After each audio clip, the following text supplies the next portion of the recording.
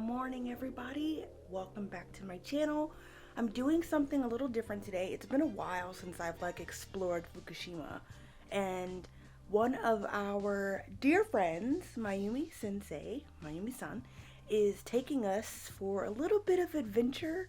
And I don't really know exactly what we're doing today because I don't remember what I signed up for, but I know one of the things is apple picking. So this video is kind of like a day in the life on the weekend of an ALT. And I feel like I should preface this by saying every situation is different. No situation will be the same. I am blessed to have Japanese people in my community that actually set things up for us to do and experience the area and the people and the culture. It's really lit. But also, one thing that I have learned while being on the JET program is to say yes to pretty much everything within reason. Because the half the stuff that I'm going to do today is because I said yes instead of saying no. So yeah, we're gonna go ahead and go. The outfit I have on is it is quite chilly. It's in the 40s right now, and it's October, so that's concerning. And yes, my hair is still green. It's kind of blue here, green here, yellow here, purple in the back. I'm digging it, so I'm just gonna keep it until I get tired of it. But yeah, let's go ahead and go. Evie will be driving today, so you guys will see her again. And Brianna is also going to be there. There are going to be other people. I don't know if I can film them, so I won't film them unless I have permission. But there will be other people there. One of our dear friends, Saki-san, will be there. It's actually her last week in our town because she's moving to Australia. I'm so happy for her, but I'm very sad because she's a great person. So yeah, let me stop rambling and you guys can see what we get into.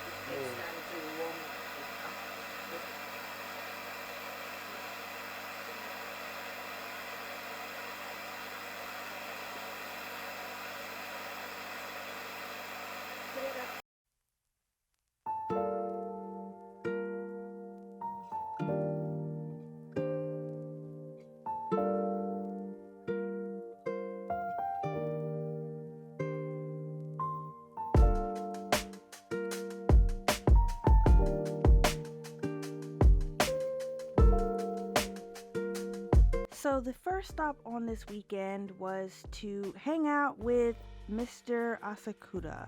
He is a former glassmaking professional, and he was able to show us how to make these really cute glass beads. This process was so difficult. It's not as easy as it looks to heat up this thing. You have to make sure it's heated up perfectly so that it doesn't shatter, but also so that it doesn't melt onto the plait. It was very, very difficult, but with his help, obviously, he was able to help us get this stuff done. We all went in turns, so it needed time to cool, and he also was able to show us how to add really cool beads and other little jewels to make it look very cute. His studio is located in Fukushima in the mountains, so unfortunately you do need a car to participate in this type of bead making, but it's really cool to see someone so passionate about what he does. He makes anything from glass cups to bowls to little glass beads, pins, decorative hairpins, anything you can think of, he can make it into a glass figure. It's very nice.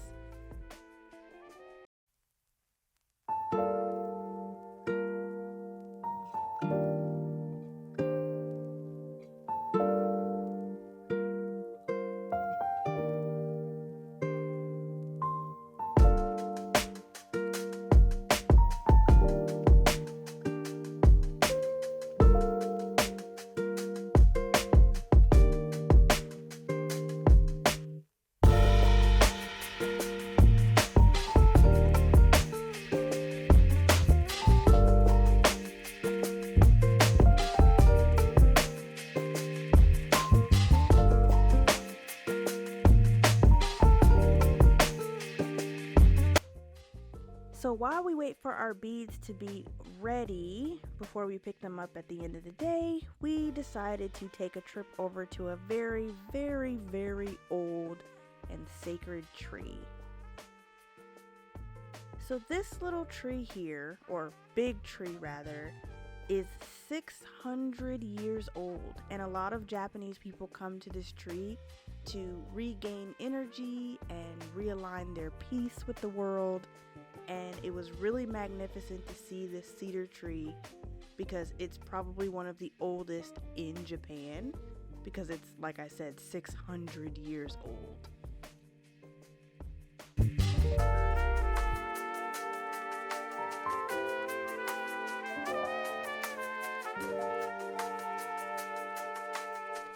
And then we headed off to the Toa Road Center for lunch. And at this lunch center area, they have shopping, and we got to eat two options. I had Indian food and everyone else had Chinese dumplings. There are locals, merchants here that are selling things. So one of the guys that had a honey business, we got to shop around. You can find home goods from like food and herbs and stuff from people who live in the area, so I thought that was very cool.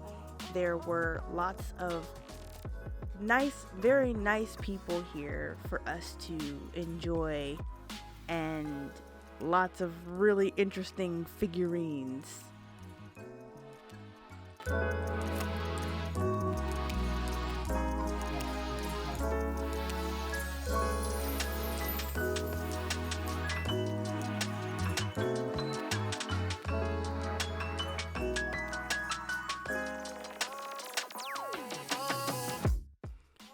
The next stop was an apple farm. We went here and we met up with a nice, sweet Japanese lady named Mineko.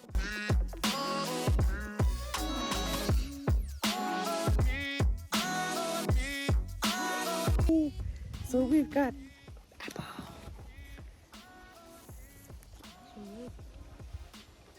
Oh, it's like it's like a Fuji and a Granny Smith had a baby. Mm-hmm. Doesn't it taste like that? Mm-hmm. Like it's sweet like a Fuji apple, but a little sour like a Granny Smith apple. Yeah. Oh, I love apples. So this one is called the Shinano Ringo. Evie said it tastes like cake. We'll see.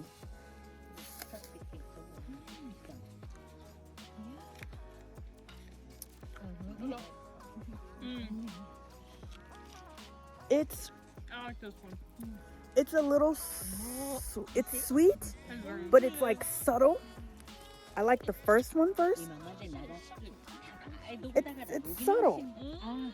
I like the first one that we had. That one was really good. No.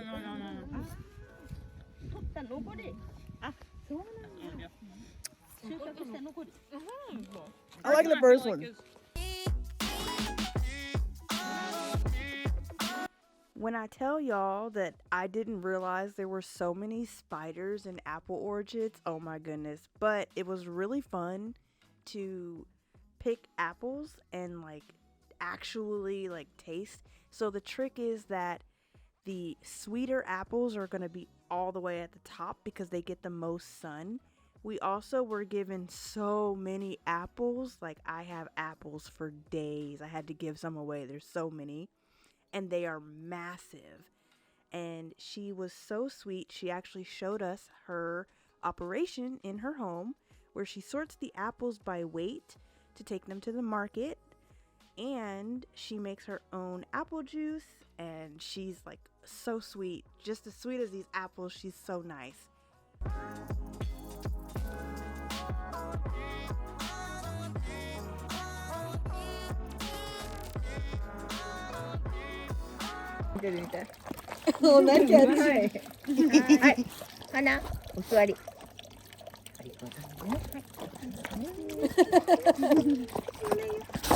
Hello. もうないね。ごめん、これはないね。これは。かわいい。かわいい。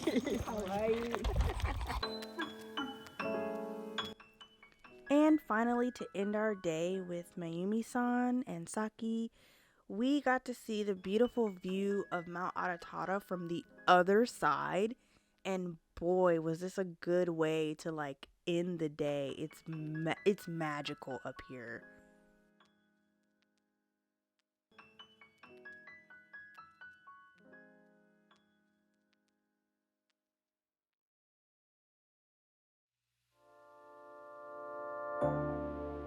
And now that it's nighttime, we are chilling with friends in a nearby city. So me and Evie decided to come check out this park while we waited for our friends to be done and ready. After that, we're heading off to beautiful illumination. They have the parks already set up for Christmas because Thanksgiving is not a thing in this country. And then after that, we had a jam sesh. So you'll see that in just a second. I don't know how to do that. Oh, you just sit on it. It's harder than it looks.